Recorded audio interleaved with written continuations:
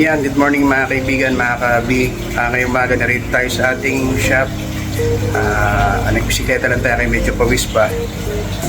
Ipapakita ko sa inyo mga kaibigan kung ano yung mga pagbabago na ating ginawa or gagawin dito sa ating munting isdaan. Kaya, halika, samahan niyo po ako.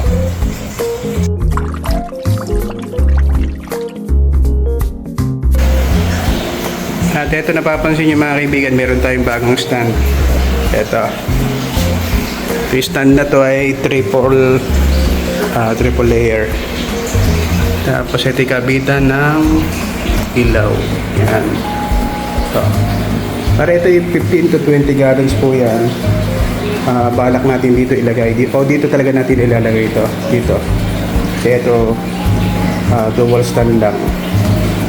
Kapag ganito, mas makakasave tayo ng space.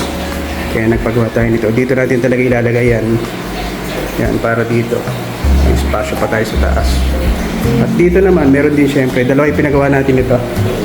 Ito mga kaibigan. Oh. Yan. Hindi natin ilalagay. Tapos, meron din tayong mga available na stand dito mga kaibigan. Ito yung 20 gallons. 15 to 20 gallons, sorry. Yan, dual stand. Tapos meron din tayong 5 gallons. At syempre, para sa 10 gallons ito. Meron tayo dito mga kaibigan sa mga naghahanap. At pasukin naman natin loob. Dito medyo makalat pa.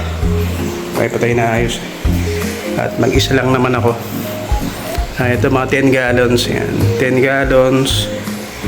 Tapos may mga 5 gallons din, ayan, nasa loob.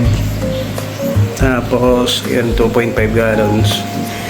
Meron din tayo available ng 15 gallons dito. Yan. 15 gallons, 10, 2.5, 5, 10, tsaka 15 gallons. Yan. Sa mga nalilito pala kung ano yung sinasabi nilang strip. Ito po yung aquarium strip, oh. Plastic strip po yan. Ano po? Yan po ay pag tinabing stripless, katulad po nito yung nasa loob na tank. Yan po yung mga walang strip. Yan, oh. Tapos ito naman tinatawag nating rim. Ito pinakaganto ng tank. Yan, rim po yan.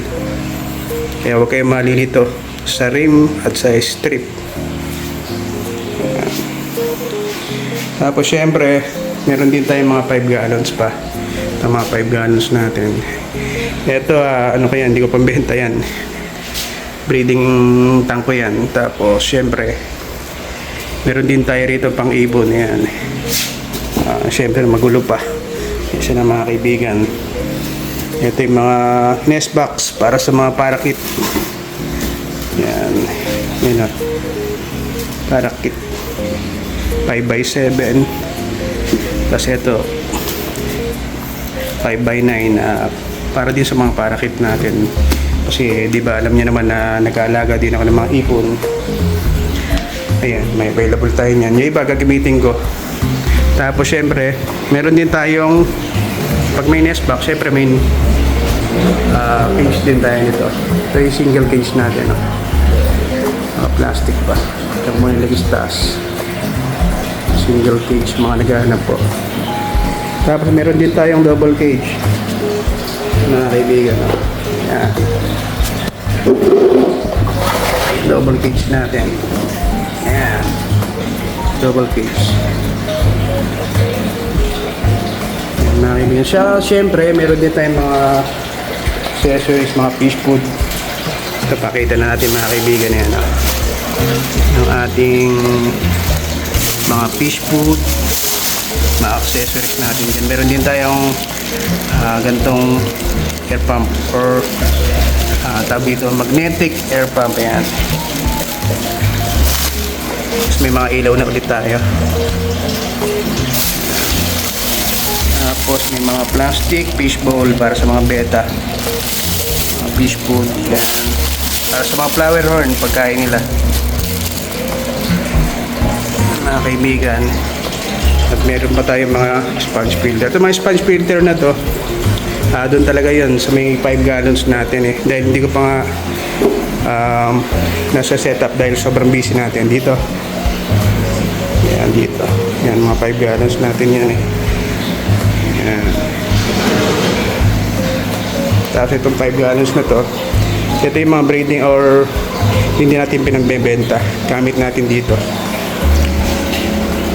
Yan mga kaibigan. Hindi tayong available ngayon.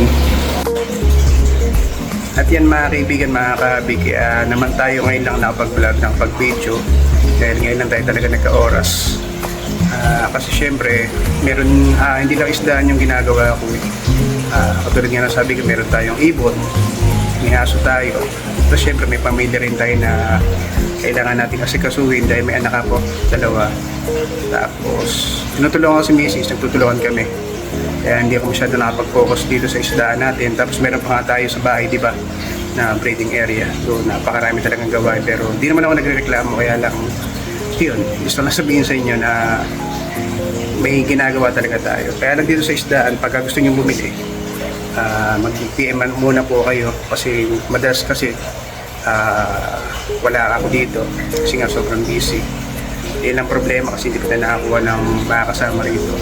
Si Mrs. kasi hindi naman pwedeng dito at mapagod ng gusto.